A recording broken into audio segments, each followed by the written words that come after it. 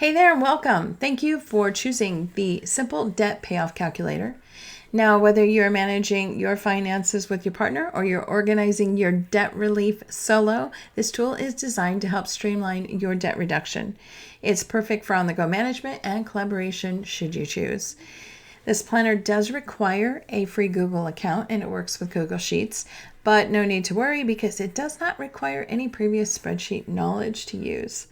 So in this video, we're going to walk through the key features. We're going to discuss customization options, and I'll show you where to get help if you need some. Now we're going to start off on the Start Here tab. This is just basic informational stuff. It's going to show you a link to my Etsy shop. This is where this video is going to live. And here's the tabs and just quick instructions on what you're getting with this spreadsheet. And if you need help, you can email me right here, prosperproductivityshop@gmail.com. Click this link and it will take you there. And just a reminder, this spreadsheet is for personal use only. Let's dive in and talk about the first tab, which is actually where most of the magic's going to happen. You'll be entering data in the white cells on this tab. The gray cells are for formulas, and if you were to accidentally click in one of these and try and enter something, you're going to get an alert that says, hey, you're accidentally going to go into this cell and maybe you shouldn't. So I don't recommend you go over any of the formulas because you're going to lose a lot of the automation that we have set up for you. Should you accidentally do that and say, okay, I just want to make that choice and it was an accident and you want to go back and you want to undo that, your undo button right here is your friend. So a couple things on this sheet. So this is where you're going to enter your debt information. You're going to go through one card at a time, entering in your balance, the interest, and the current minimum payment. That's going to auto calc for you right here. The total balance, your minimum payments, and the end date is going to calculate from over here. This right here is the debt summary. This is completely populated from what you've put in over here, and it's going to order your cards and your debts in order from the smallest to the largest using the Snowball method for paying off. So let me also explain over here. This is the date. You can date this with today, the day that you are starting your debt payoff plan. You can change your currency right here, and this will change currency in other cells. If you change it, this is related to that. It will change automatically. This is the total amount of additional money that you can put towards your cards after the minimum monthly payment. Maybe you have $100 extra that you can spare. After you've put in all your payments, I'm going to show you what that does over here. And that's going to calculate if you were to pay $100 extra on top of this minimum payment, how long it's going to calculate to pay off your debt. Watch, this will also change.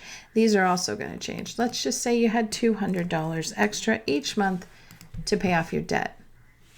This is telling you that card number one, which you said was $172, you can actually pay that off in, it's saying 0 months, you're going to pay that off today when you're starting with your first payment. This is the amount of months it's going to take you to pay down the rest. Over here, this is telling you in 25 months, you will have all of these, which is just a little bit over 2 years. You're going to have all of these credit cards paid off by paying $200 extra. Say you could only pay $150. I'm going to show you how that's going to change. Keep your eye right there. And that has now adjusted. You're going to pay this much in interest because this is also calculated from what you've put in. And now it's going to take you 27 months. So you will not enter anything over here. You're going to let that work for you. This is just a nice pie chart showing really what's consuming the most of your debt. So that is the calculator. It's very easy to run. Most of it will do it by itself as long as you just enter all your debts. This is the Simple Debt Calculator, meaning it's built to have 15 debts or 15 cards. Each card that you or debt that you put in here, like I mentioned, is going to come over here. As it transfers over here, it is automatically generated into its own tab. So your card number one, and let's just put down right here, it's capital 1, and maybe we can't spell. There we go. So it's capital one. So it's put over here. We've got 172 balance on it. The minimum payment is 50, but it's 172. Since we can pay 150, we're going to be paying that off in this month. Let's see how this translates into its own tab. So over here, capital one, it's telling you you're going to make one payment of 172. And you're only going to have 1%. This is 1% of your debt. You can see how that relates over here. It is right there. Now, again, as we talked about, let's say you have 300 right now that you're going to be paying. You can put 300 in and you can see how these have changed. Now we're at 21 months. When you come over to the emergency fund calculator, this is a handy little tool to help you save for a rainy day. Now, it's estimated you should have 3 to 6 months set aside for your emergency fund. That amount changes depending on the source.